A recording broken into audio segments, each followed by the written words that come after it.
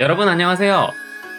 방황하는 여러분들의 일본어 학습 길잡이 자취생 K의 유입니다.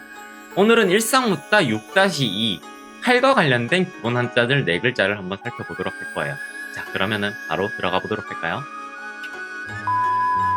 자, 우선 처음 보실 한자는 칼도자입니다. 칼날 부분의 모습을 본뜬 글자라고 생각해 주시면 될 것 같아요. 끝이 날카로운 모양의 칼보다는 네모나게 처리된 칼날 쪽이 좀 더 자연스럽게 한자가 연상되는 이미지가 되지 않을까 생각해서 이런 모습의 칼을 넣었습니다.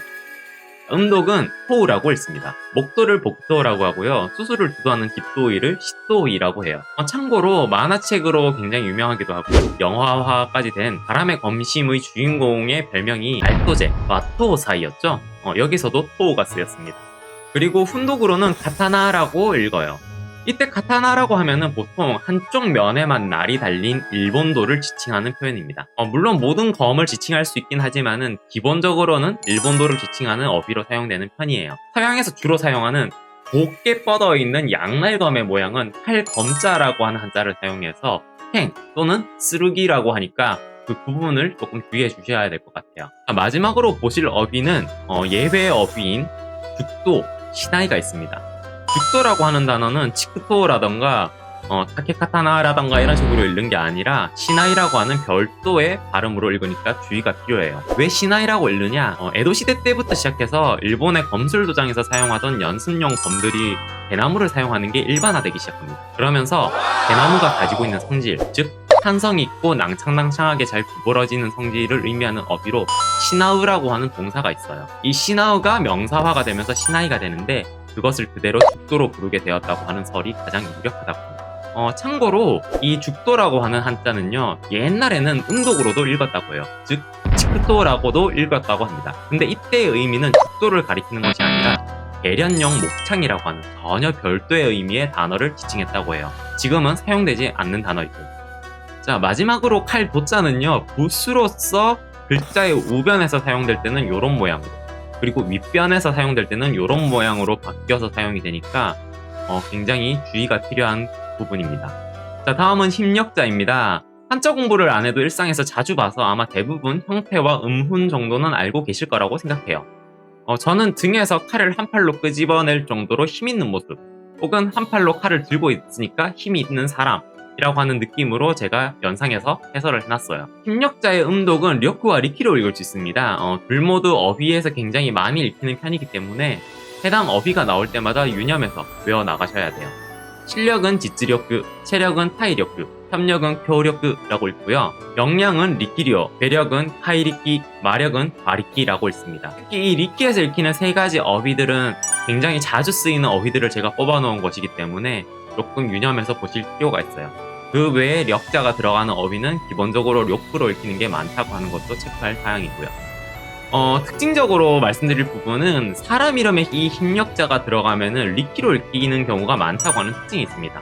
역도산의 일본 발음은 리키도잔이라고 하는 발음이 되고요.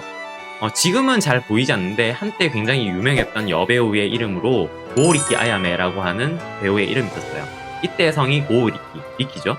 힘력자는 훈독으로는 치카라로 읽습니다. 그래서 치카라라고 하면은 힘이 되고요. 가필해 두면 좋은 사용 빈도가 높은 표현으로 치카라즈요이라고 하는 어휘가 있어요. 말 그대로 힘이 세다. 거기서 한층 더 나아가서 힘차다라고 하는 기세를 표현하기도 하고요. 거기서 또 한층 더 나아가서 마음이 든든하다라고 하는 의미도 지니고 있습니다. 그래서 키미가 키테 그레테 토테모 치카라즈요인다라고 하면은 네가 와주어서 정말 마음이 든든해라고 하는 표현이 돼요. 마음이 든든하다라고 하는 표현은 생각보다 일상에서 많이 사용하는 표현이기 때문에 여러분들도 꼭 기억해 주셨으면 해요.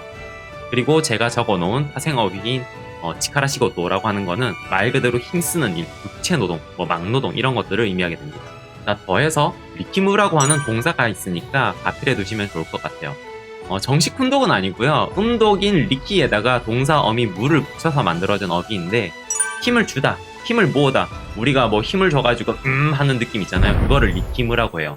그리고 거기에서 한층 더 나아가서 일부러 힘을 꽉 주고 걷는 그런 모습을 이미지해서 힘이 있는 척 허세를 부리다 라고 하는 표현으로 사용이 되니까 가필해 두시면 좋은 어휘입니다.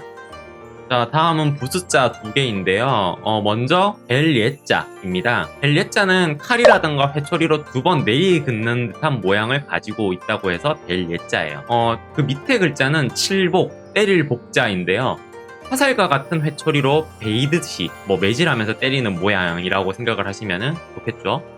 제가 그림에도 좀 이미지화하기 쉽도록 어울리는 그림을 골라가지고 넣어놨어요. 특히 칠복자 같은 경우에는요, 아주 복잡한 한자 속에서 등장하기 때문에 꼭꼭 기억해 두시길 바랍니다. 구술을 익힐 때는 정확한 음훈이 아니라 어떤 의미였는가라고 하는 이미지가 중요하다고 했던 거를 기억해 주시면서 학습을 해주시면 좋을 것 같아요. 그리고 이 칠복, 때릴 복자 같은 경우는요, 뒤따라올치, 걸어올치라고 하는 앞쪽에 보셨던 한자와 모양이 굉장히 유사하기 때문에 잘 구분해서 학습을 해주실 필요가 있어요. 다음은 2판에서 추가된 앞선자입니다. 풀초와 고기육, 팔도자가 합쳐진 모습인데요. 풀 아래로 몸을 숨겼다가 칼을 뽑으면서 앞으로 튀어나가는 그런 스토리를 지니고 있는 한자라고 생각하면서 앞으로 나간다, 앞으로 라고 하는 이미지를 떠올려 주시면 좋을 것 같아요. 음독으로는 젠이라고 하는 발음이 있습니다. 한때 유행했던 키미노나와의 주제였던 전전전생이라고 하는 곡이 젠젠젠세였죠. 제시된 단어를 포함해서 사용 빈도가 굉장히 높고 중요한 어휘들을 상당히 많이 만들어내기 때문에 꼭 입으로 읽어보면서 학습을 해주시길 추천드려요. 전후를 젠고, 전진을 젠싱, 전제를 젠테, 이전을 이젠이라고 읽습니다. 자, 마지막으로 훈독은 마에라고 읽습니다. 마에라고 하면은 시간적, 공간적으로 앞을 의미해요. 테마에라고 하면은 바로 앞을 의미하고, 조금 주의가 필요한 단어로는 선금이라고 하는 단어가 있을 거예요. 한국에서는 앞선자를 써가지고 선금이라고 하지만은 일본에서는 앞전자를 써서 전금이라고 적고 마에킹이라고 읽습니다. 자, 마지막으로 참고사항으로 알아두시면 좋은 게, 여러분들이 형사 드라마라던가 아니면 경찰이 말하는 대사를 보면은 마에와 아리마스카 라던가 마에가 아루라고 하는 식으로 말을 하는 것을 들을 수가 있어요. 이때 이 마에는요, 전과를 의미합니다. 전과. 전과를 가지고 있느냐 없느냐 이런 걸 의미하는데, 전과는 음독으로 젠카라고 하는데, 이 전과의 앞전자만 딱 떼와가지고 훈독으로 읽고는 은어처럼 사용하는 것이죠. 그러니까 형사 드라마 같은 거 보면서 마에와 아루노까 이런 식으로 들었을 때 앞은 있냐고 이런 식으로 해석을 하시는 게 아니에요. 그때 마에는 전과를 의미한다는 점 참고해 주시길 바래요. 자, 이렇게 6강 두 번째 시간이 끝이 났습니다. 어떠셨나요? 한자 수는 적지만 그 안에 다양한 내용과 해설을 담아서 여러분들에게 전달드리는 방식이 제 강의 스타일이기 때문에 정보량이 조금 많았을 수도 있어요. 그렇기 때문에 제 강의는 2번씩 들으시는 게 좋으실지도 몰라요. 학습을 하기 전에 필기는 하지 않은 상태에서 그냥 가볍게 쭉 듣고 이해를 위해서 강의를 듣는 방식을 한번 선택을 하고, 여러분들이 직접 교재를 학습한 후에 이제 다시 한번 강의를 들으면서 필요한 부분, 가필할 부분 등등을 외워보고 체크해보고 다시 한번 이해해보는 형식으로 진행하시는 게 좋지 않을까 생각이 듭니다.